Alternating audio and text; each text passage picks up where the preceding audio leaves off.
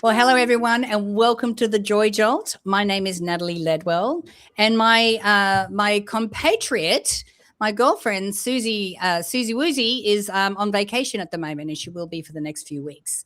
So I'm flying solo, but I have a special guest with me, the amazing Jennifer Huff. How are you doing? I'm so good. Better for being with you, I can tell you. Oh, thank you. Mwah. Well, I was talking to Jennifer before we started our podcast today, and I said, all right, so remember we're on Substack. So we want to make sure that we're authentic and real and have a deep conversation. She's like all of our conversations? I'm like, yeah, pretty much. Pretty much. So you can find Jennifer here on Substack at Jennifer Huff, or The Wide Awakening is the name of your newsletter, right? It is. Yes. Yeah, it is. So Yes. the Wide Awakening. What does that mean? What's that all about? Kind of like what's happening right now in the world, right? Oh my goodness. Listen, dude, you have two choices right now. Either you are in the world of like being part of the gang that's polarized and being righteous on sides, whatever sides, it doesn't really matter. It could be anything from vaccinations to politics, right? Right. So you're either in that operating system, right? Or you're in the operating system of being in discovery of what's being birthed because of the polarity. You know what I mean? Right. Yes. So the polarity is birthing what I like to call a third entity. The third entity is all the solutions. You know, every time there's a problem, the entirety of the universe would collapse in on itself if there weren't a multiple, like millions of solutions in the quantum field that we could line up with.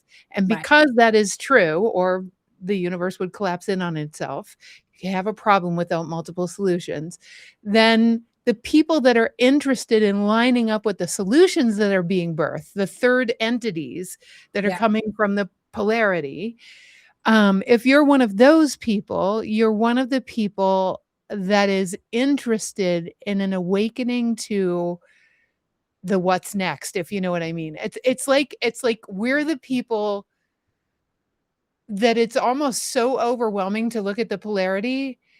We almost have no choice at this point to be the ones to build the what's next, right? Right. Because there's just no point to being involved in the mess down here. Yes. And so the wide awakening is really about what are the, I don't want to say the skills and tools, because skills and tools to me aren't efficient. I want to change my paradigm entirely to keep understanding life more and more, because I'm all about productivity and efficiency.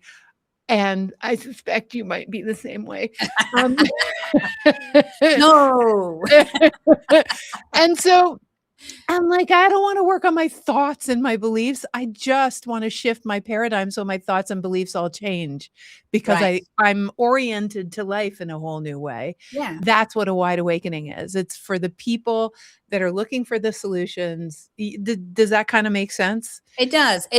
To me, it's like, you know, and Susie and I talk about this all the time, that joy is a choice. You know, alignment is a choice. Perspective and paradigm is a choice. Yeah. So, you know, we get like, and I think we can all agree, if you're listening to this right now, being in the minutia and the muck and the mud, there's no fun down there. There's no fun. And I'm not saying that we shouldn't experience that. You know, it's quite a humbling experience, and I have been through something very similar just recently. So the contrast, the contrast is like, oh, okay, yes, that sucks, and yes, this is making me a more empathetic and compassionate human being. But it's also helping me understand that, okay, this minutia in the muck is going to be happening anyway. There's nothing we can do about that. That's happening. But what we have agency over and what we have choice over is how we are choosing to see it, like how we are explaining it, what our paradigm is, which then changes who we're becoming.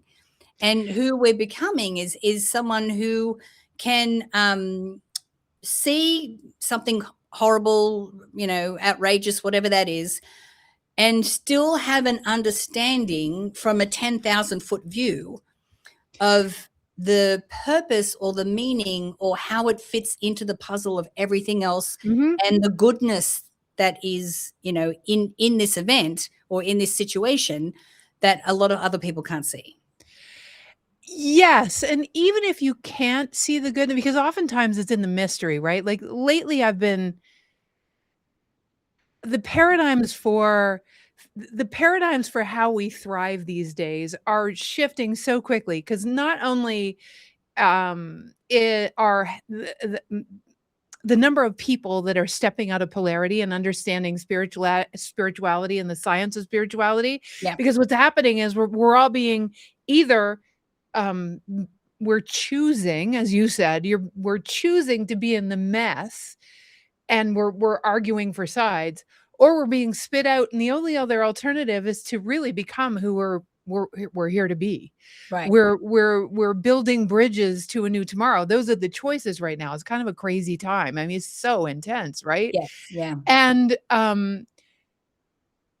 there is a phrase that my friend Lynette came up. Well, she didn't come up with it. She and I both had it at the same time, and then she chose.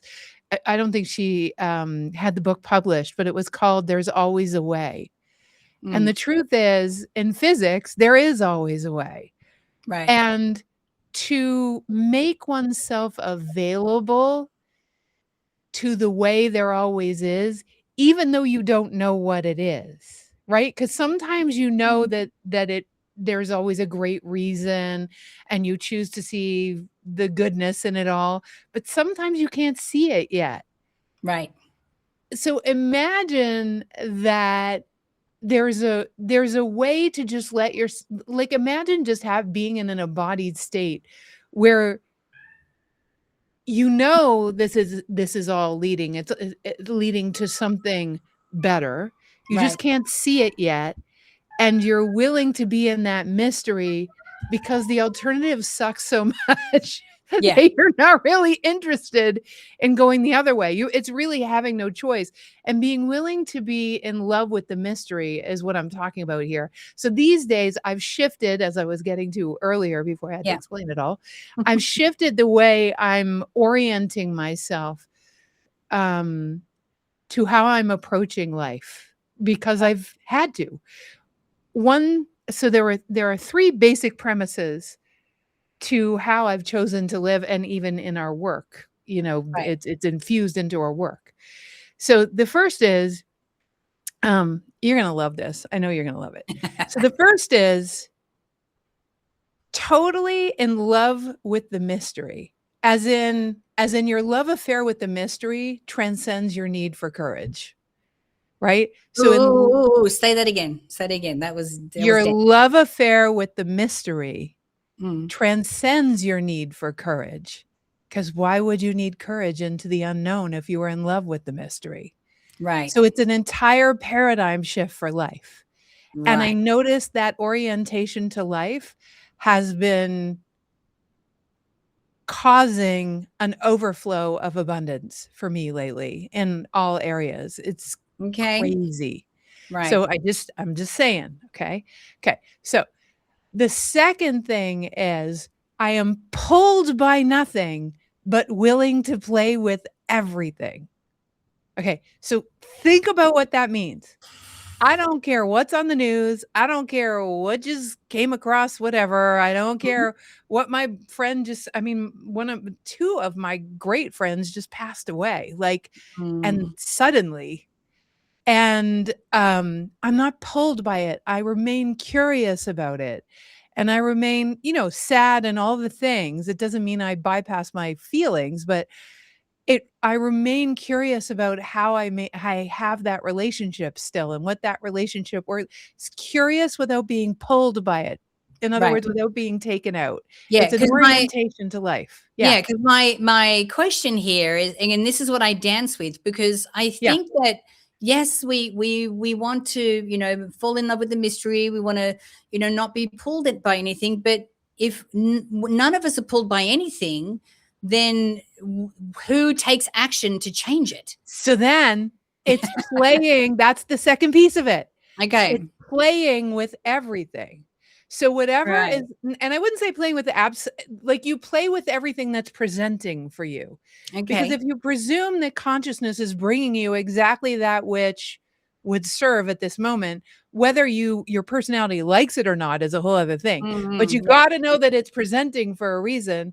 And since this is all about joy, then if it's presenting for a reason, you got to know that it's going to open up as a paradigm shift more joy in a default way Right. rather than in a momentary way, right? Right. It's not like a So heating. it's not a nice, easy, fluffy little, No. opportunity for you to Heck grow. no. It's like, here, you take Yeah, this. it yeah, but the end result is that you would never have not gone, like, you would never have considered not Right. going through that because it was so worth it. It's like, "Oh my god, I can't," like, how blessed am I that that came up? And Yeah. sometimes you don't know until you get through it, hence your love affair with the mystery, the first part, Right. right? Yeah. And so the last piece is, and just like it's so deep for me because again, it goes back to I love the word choice because that's so about thriving. Yeah. It's not being a victim of anything, right? Mm-hmm. And this is about being in your presence with wisdom, being in your presence with wisdom as a choice, not as a one day I'll get there because I'm a guru on a mountain that did all the courses and did enough ayahuasca to like, float a balloon.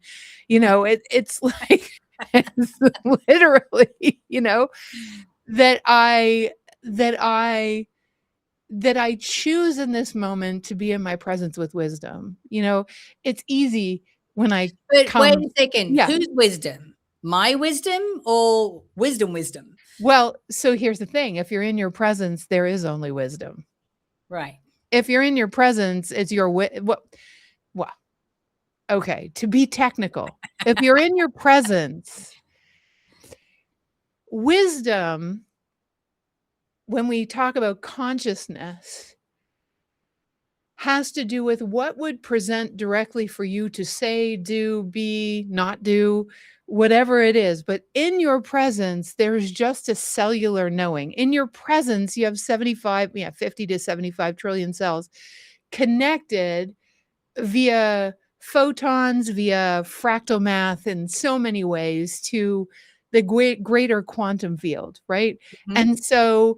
And the only access point to that is now, because if you're in the past, um, which is an illusion in and of itself, you're not available to physics. You're available to something in your brain Yeah. or in the future for that matter. But in your presence, you have access. And what happens, and I'm gonna make this so trite, but I'm gonna say it this way anyways.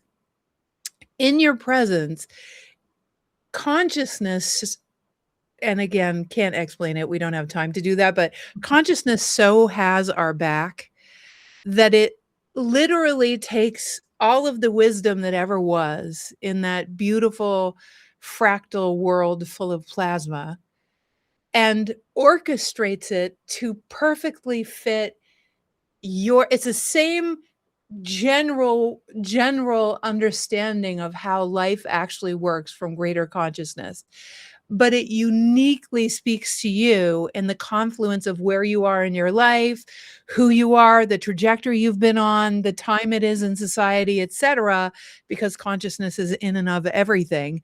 Yeah. And then it orchestrates itself in the present moment specifically for you. So it is all-knowing, omnipotent, all-seeing consciousness, but because you're your own vortex and you have a path, a dream that's dreaming you forward, because that is true, as you take action steps, consciousness orchestrates in the present moment exactly that which would serve you in the highest. Yeah. Hence, presence with wisdom. Right. So what you're saying is that there is like infinite field of information, but because of our frequency, where Yes. we are in this moment, and everything that's led up into this very moment, Yes. that infinite field will have something that matches our frequency, that matches, and it comes to us in a way that we understand. Yes. right? And so here, let's go back to the actions you were talking about, So because talk so about many people, tapping into joy. I'm like, oh my God. right? And so, well, it all is towards, I would say, joy. If joy was defined as fulfillment and meaning and Mhm. play and co-creativity, Yeah. then like, yeah, totally. Because that's what Mhm. we're here for. We're here Right. to enjoy life and be co-creative and do all the things. But I want to go back to what you said about action steps, dude. Because what happens is people run around and they think that if they just sit on a lawn chair drinking mojitos, somehow stuff's going to show up because they're having a good time. But Mhm. I just want to talk about that we are not meant to go in a circle. This, everything, your DNA, how the earth moved through space, everything, how the galaxy is, it's all a spiral. And it's a spiral forward. So it has Mhm. momentum, which means that you sitting on a lawn chair drinking a mojito is not, I mean, it might be enjoyable temporarily, but hopefully it's along the path of a greater intent or a dream that's dreaming you. You get more information from presence with wisdom.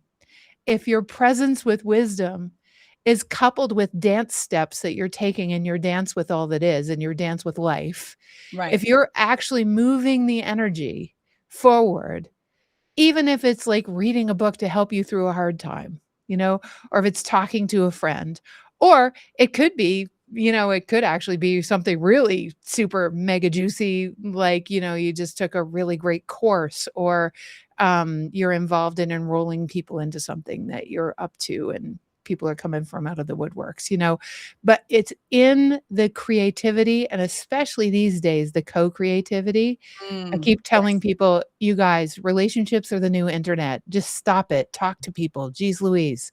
Yeah. Because No, I that, get it. I get it. and so that's what's going to move the needle. And if you're moving forward, if you're in the dance step, consciousness matches you much more profoundly, like exponentially more profoundly than when you're just sitting still and not taking action. Right. Yeah. Yeah. Now I get that. And I think part of that is, making sure that you create the space for that to happen. And we can talk a little bit more about that in our deeper conversation that we do after this for our paid subscribers.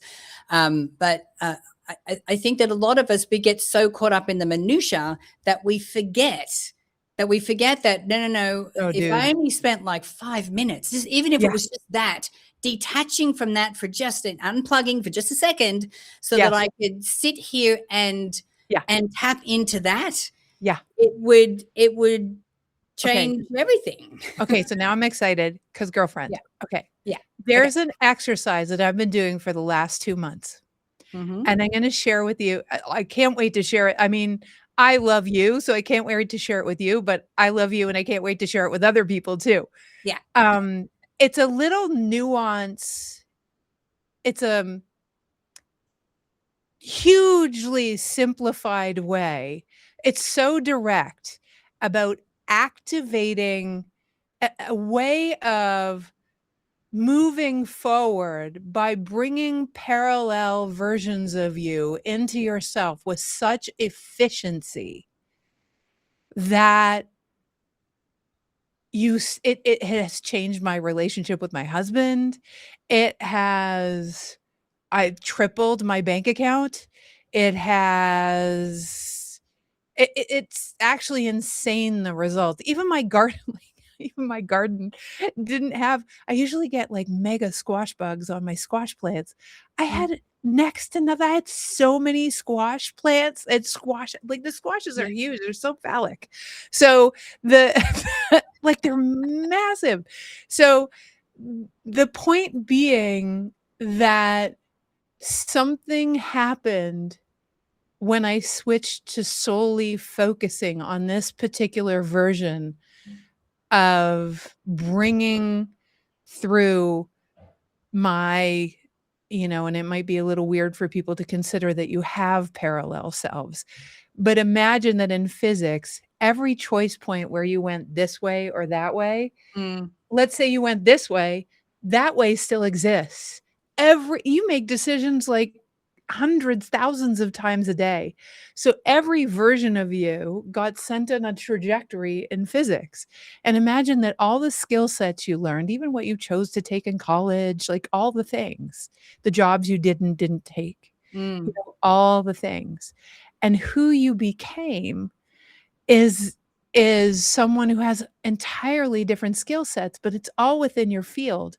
When you start to line up to that stuff, not in a way that I have ever heard before. So I can't wait. I will share it with your subscribers how to Yeah. do it, but it's like super it's I mean, you and I have done a lot of things. We have. This is this is like definitely this is a wide awakening for me. Right. So it's super exciting. All So, right. yeah. Well, so I think that the big takeaway, and if you joined this podcast a little later, go back to the beginning and listen to, Jennifer's, 3 really important, paradigm shifting ways of looking at the world and how to operate in the world right now. So make sure that you do that. And I encourage you, if you're not doing it yet, make sure you carve out some time in the day. I like to do mine in the morning, but sometimes I'm just going, I'm having a frazzled afternoon. I need to detach and just sit and be quiet and be still and just focus on my breath and just get to a place where my nervous system is regulated, but also that I can tap in and go, okay, let's, just reset here. I think that's really important that we do that. Yeah. And I cannot overemphasize the first step. Your love affair with the mystery will transcend your need for courage or fear. And so it's such a key for these times because everything is changing so fast that so much is a mystery, right? Right. So like quantum and AI, I mean, we're inventing things that have never happened before. I know. And it's all like, it's coming so fast. You're just like, whoa, I never thought I'd see the day where this is happening or this is possible. Even So, so good. Yeah. So guys, thank you for joining us for today. If you are listening to us on a platform other than Substack, please make sure that you come over. You just have to go to thejoyjolt.com and you'll find mine and Susie's Substack page. Well, we've got lots of great information and articles and so forth. And of course, this is where we go live. So thank you so much for joining us. And for our paid subscribers, we'll be back in a few minutes with the deeper conversation on how we can do that regular tap in so that we can really get the juices that are going to help us in our life. All right, everyone, have a fantastic day, and we'll see you next week. Thanks, Nat and Susie. Ciao. Bye.